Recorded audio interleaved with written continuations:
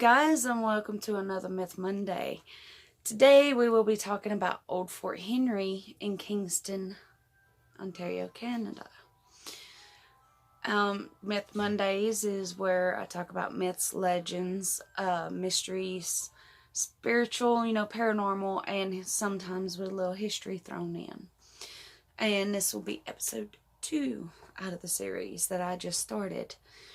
And if you're wondering, I got the idea for this series from Bailey Sarian.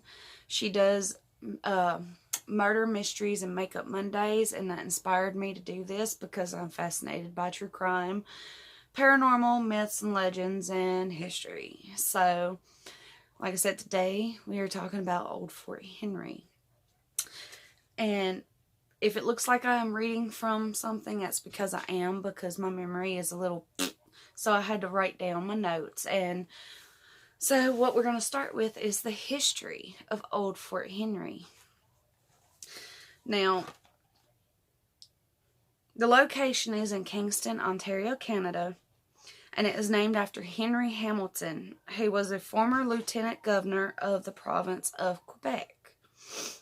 The original fort was built during the War of 1812 to protect the Kingston Royal Navy Dockyard, which is now Royal Military College of Canada.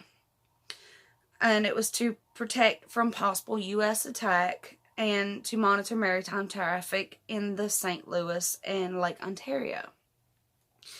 Then, in the 1830s, they began construction to replace the original fort with a much bigger and sounder fort. So, yeah, its original building is no longer standing. What is considered the new building is where it used to stand.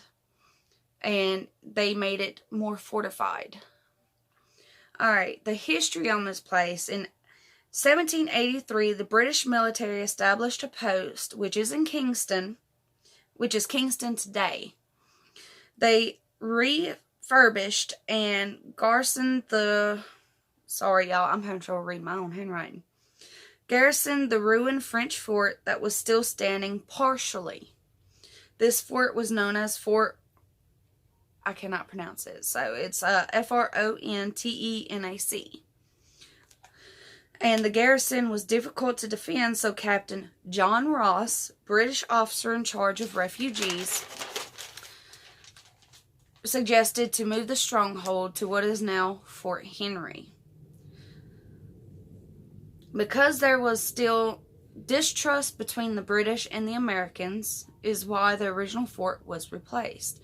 Now, around this time, America had done fought the British for the freedom here. And people just assumed in America that, Canada should be free like them. And Canada was under British rule. And considering that a lot of Canada is French, it is still British ruled.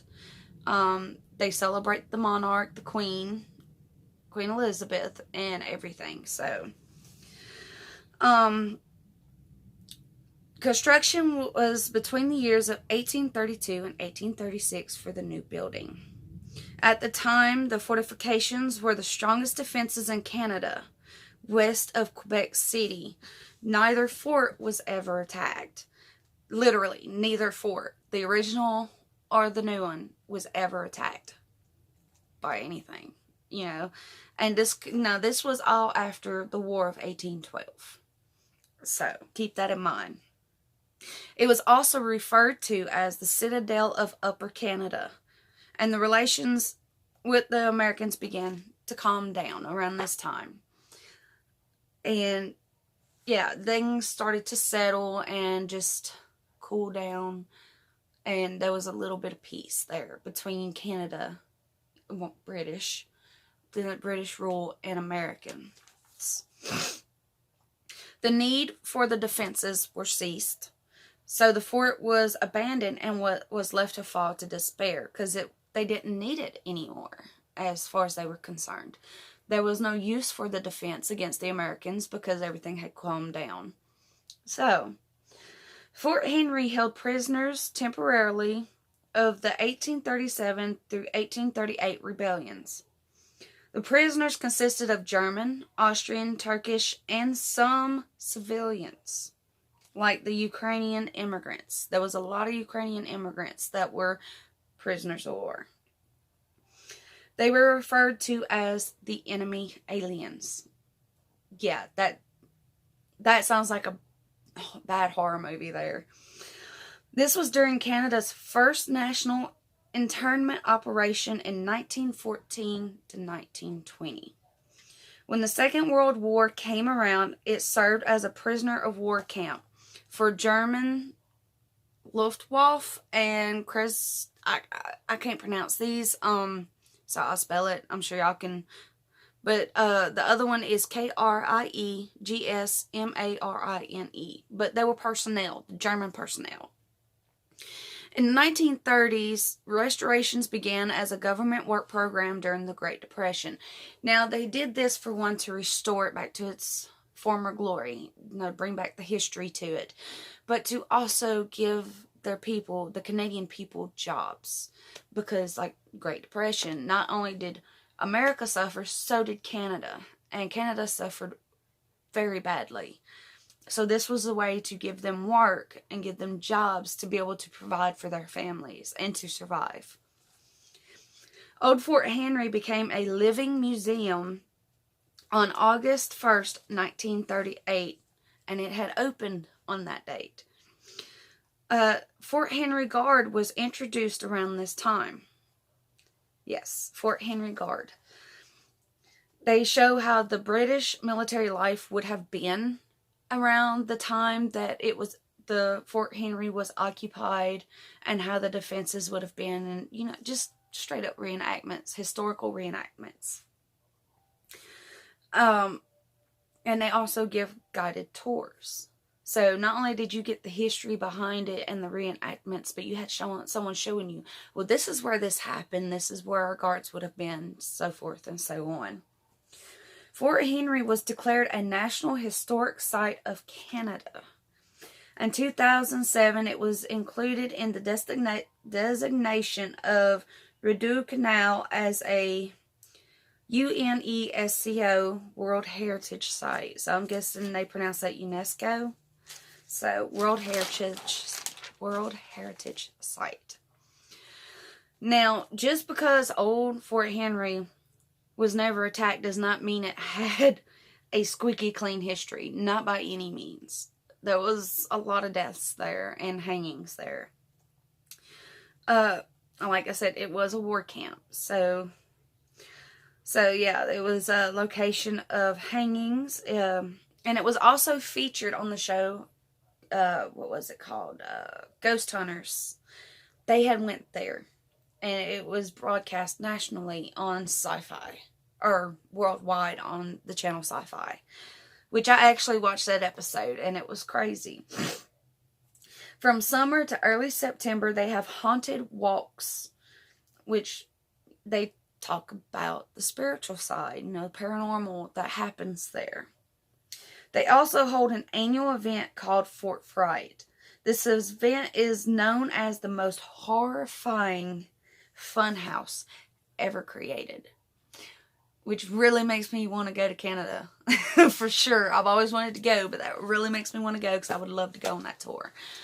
They say it really is the most horrifying funhouse. They have, of course, some reenactments, and the paranormal tend to come out and play on that night. So, because it's the reenactments and the screams of the people and the excitement from the people from this funhouse tend to bring the paranormal out to play, so to speak. Alright, now we're going to start. Let's see. As all myths and legends begin, when it comes to forts, there are always dead soldiers or civilians. That's just a given. Any fort you go to, there are history of dead soldiers and civilians. So they haunt it crazily. They say that many of the soldiers at Fort Henry have never left. The first one we're going to talk about, guys, is John Gunner Smith. Gunner was his nickname, so John Smith. And John Smith was a rifleman who lived and worked on the fort. And his unfortunate story is he passed from a gunshot wound. Now, where that gunshot wound was is not specified, but it was an accident. But no one ever specified where that wound was.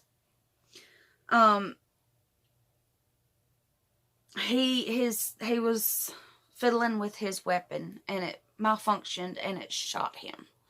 Now, I'm thinking, since it's not specified how it happened or where the wound was, he was probably either cleaning his gun or just playing around with his gun and it went off accidentally. And he ended up dying from this wound, this gunshot wound. So it was an accident, unfortunately. His spirit is often seen in the dry ditch. Now, the dry ditch is a space between the main wall and the fort wall. So you have the fort wall here, and then you have your main wall, and there's a walkway through there for the soldiers to walk and keep an eye on things outside and inside. And this is happened right into that dry wall. And they say it's right past, when you walk onto the bridge, you can see in between the front wall and the main wall, and it supposedly happened there. So, they say that John is still there lying on the dirt screaming for help and injured, which is creepy. They also say that you can hear, sometimes they'll hear a gunshot in the dry ditch, and when they go to look, there's nothing there. And other times, like it says, they'll see him laying on the ground injured and crying for help. And they say his body is contorted, his face is contorted, but still no one knows. No one has specified where they have seen the gunshot wound. That I would love to find out where that was, but I could not find any more on that. I would put up pictures, but all the pictures of all the places I found have been credited and copyrighted. So I'm not going to be using them. If you really want to look them up, you can find this information anywhere. I went through 6 websites, including Fort Henry's own website, to find all this information. So if you want to see pictures and stuff, you can find them anywhere on the internet. So, now, Fort Henry has another spirit that they call the Wandering Ghost. He is an unknown soldier, and no one's ever gotten close enough to try and identify him. He has been seen in more than one place. They always see him at a distance. Like I said, they can never get close enough to try and identify him. He's always at a distance. And if they try to get close enough, he vanishes. He just completely disappears. Which is kind of creepy in its own. It makes you wonder if his is a residual energy. And residual energy is almost like a tape recording, where something so tragic happens, or something happens there that it's imprinted on the land and the structures around it, and it's replayed over and over and over again for all eternity. So I'm thinking, yes, he's seen in multiple places. That does not mean that he's a intelligent spirit, so to speak. It sounds to me like he's more of a residual, because he's always pacing, like he's on guard duty. So it sounds more like that. Now we're going to get into Niels von Schultz. Niels von Schultz was a Finnish-born nationalist. He was involved in the rebellion of 1837. But we will get into that a little later. We're going to do a little back history on Niels von Schultz. He was a traveling fighter. He had fought Russians in Poland, which had led to him to travel to a lot of places. he had traveled to France and North Africa, and he eventually settled down in Sweden with a Scottish woman named Anne Campbell. Now, as for Anne Campbell, I couldn't find too much information on her. The only information I could find was that she was a Scottish woman and she was married to Niels von Schultz. And that's all I could find. So after they settled down in Sweden, he got into inventing things. They say he loved to tinker with things and figure out how to make things different and make things work and come up with new things. But because of this, that led him to travel to Britain. Because he had come up with a new red dye. He had invented a new red dye. So he brought it to Britain to try and sell it to the British people. And then after that, he ended up in upstate New York, which back around this time, yes, New York was pretty big, but it's nowhere near as big as it is now. So what I could find was, yes, he lived in upstate New York, but he lived around the Irish and Scottish areas.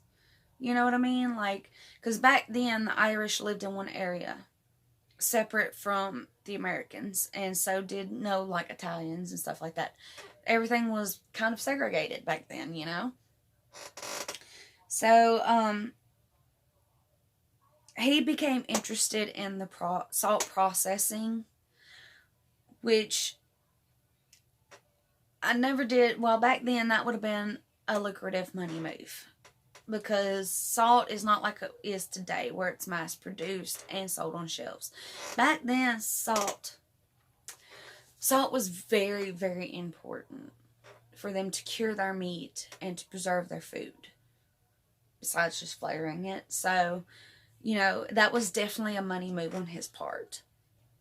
And so, in other words, he became a blue-collar worker. He worked hard for what he had. And then, after a while, he became involved with the rebellion. Now, the rebellion is American-based. Like I said before, Americans thought, hey, we got away from British rule, we're going to help the Canadians, thinking the Canadians wanted to be separated from British rule. Of course, yeah. America being a bully again, unfortunately. Just assuming things. The rebellion consisted of politicians, soldiers, and civilians who wanted to free Canada from British rule, like I said. They figured, hey, if we did it, let's help them do it too. But that was just an assumption, that Canada wanted to be free from the British rule, which they did not. They did not want to be free from the British rule. They were perfectly fine and happy with the British rule. So, more or less, Americans were bullying the Canadians, just to put it nicely.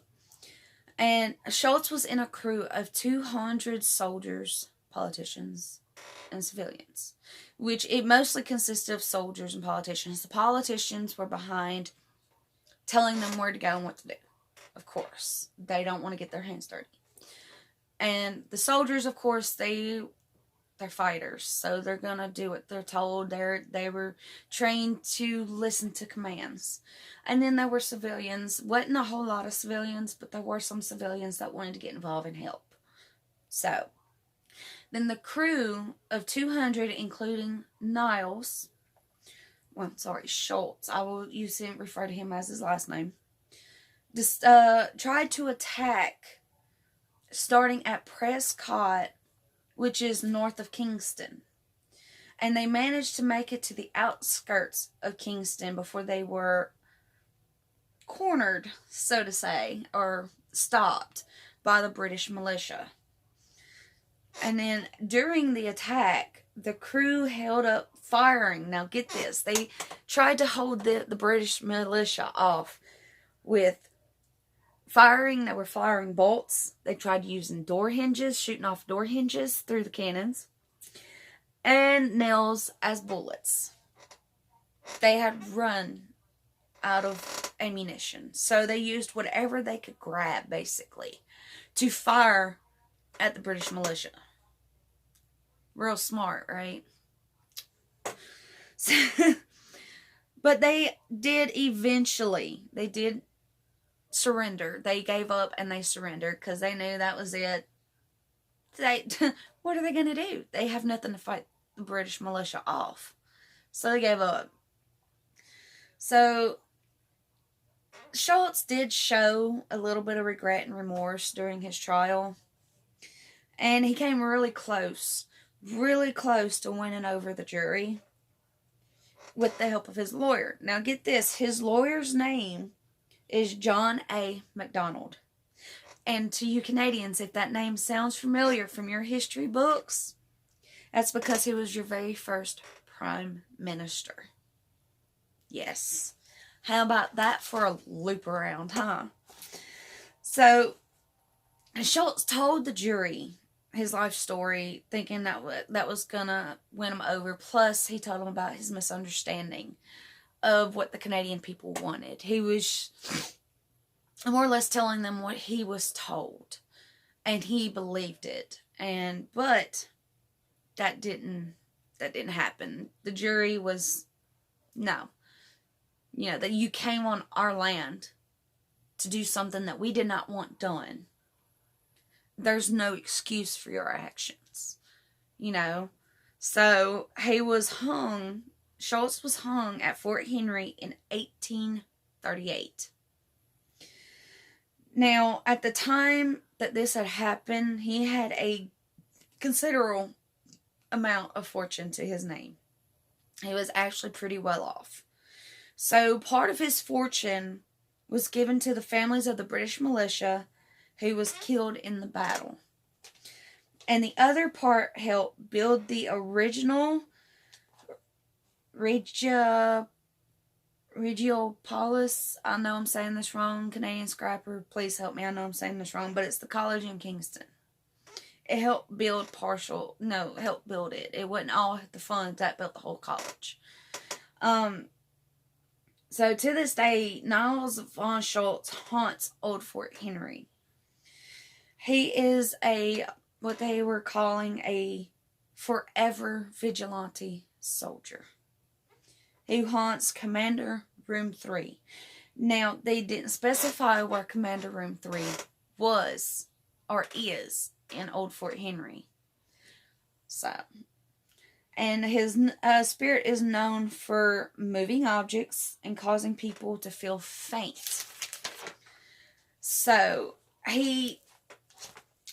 his spirit pretty much just acts out, I guess. He's angry he was hung and no one took pity. So he lashes out and moves things and and the thing is, yes, he makes visitors feel faint, but it's mostly women. Which is odd. You'd think it would be towards the men, considering that the fort was all men. Around that time, there were very few to no women on the fort.